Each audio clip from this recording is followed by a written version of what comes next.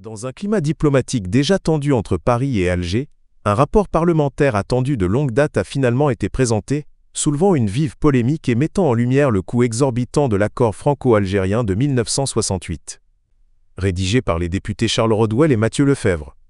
Ensemble pour la République, le document dénonce des avantages jugés déraisonnables et en cascade accordés aux ressortissants algériens, chiffrant leur impact sur les finances de l'EL, État entre 1, 5 et 2 milliards d'euros par an. Le contexte de la poudrière diplomatique. La publication de ce rapport intervient après des mois de crispation entre les deux capitales, marqués par des incidents diplomatiques répétés. L'arrestation d'un écrivain et d'un journaliste, le rappel d'ambassadeurs, le gel de la coopération sécuritaire et la réduction des visas.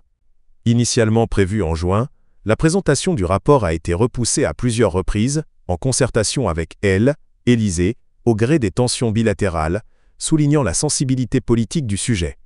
Le document a finalement été déposé à la Commission des finances de l'Assemblée nationale ce mercredi 15 octobre. Un régime dérogatoire au-delà de l'immigration de travail.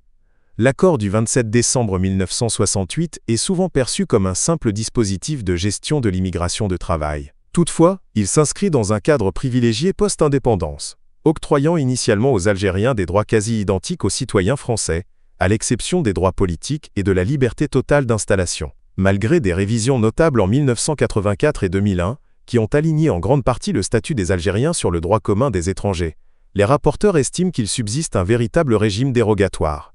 Selon eux, cet accord continue de conférer des avantages spécifiques aux Algériens. Accès facilité au séjour sur le territoire français. Des conditions privilégiées pour le regroupement familial. Un accès dérogatoire aux prestations sociales. Une protection quasi totale contre le retrait d'un titre de séjour ou les mesures d'éloignement. Les députés pointent que ces dispositions créent une situation juridique problématique, en ce qu'elles instituent une discrimination entre étrangers de nationalités différentes sur le territoire français. Le coût, 2 milliards d'euros, et une méthode contestée. L'estimation du coût annuel de ces avantages est le point le plus controversé du rapport. Charles Rodwell a tenté de justifier le chiffre maximal de 2 milliards d'euros en détaillant plusieurs composantes, bien qu'il ait reconnu que le calcul reposait sur des données partielles. Le surcoût est ventilé comme suit. Facilité d'accès au territoire, estimée entre 200 et 300 millions d'euros par an. Dette hospitalière. Une dette floue de 430 millions d'euros accumulée sur 6 ans, soit environ 60 millions d'euros par an. Régime préférentiel, pour l'accès aux revenus de solidarité active RSA et aux indemnités liées aux accidents du travail. Pension de retraite. La charge des pensions de retraite des Algériens résidant en France incombe à la France, car l'Algérie refuse de verser les siennes dans cette configuration. L'aveu de données partielles a alimenté la critique la plus virulente. Philippe Brun, vice-président de la Commission des finances, PS et apparenté, a sévèrement dénoncé l'absence de détails sur le mode de calcul de ce chiffre, qualifiant le document de rapport non financier mais de commande politique.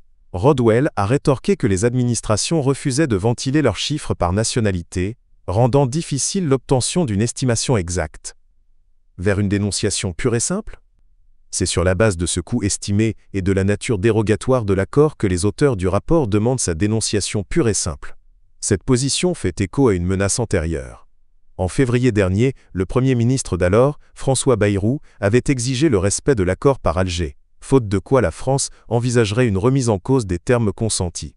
Un audit sur la politique de délivrance des visas avait même été demandé à l'époque. Pour l'heure, ni le Quai d'Orsay ni l'Élysée n'ont souhaité commenter les conclusions du rapport.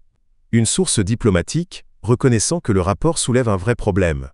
Celui de l'équilibre des relations et du respect mutuel de l'accord, prévient néanmoins que remettre en cause l'accord de 1968 reviendrait à présenter à Alger une addition qui pourrait coûter encore plus cher politiquement que les 2 milliards évoqués.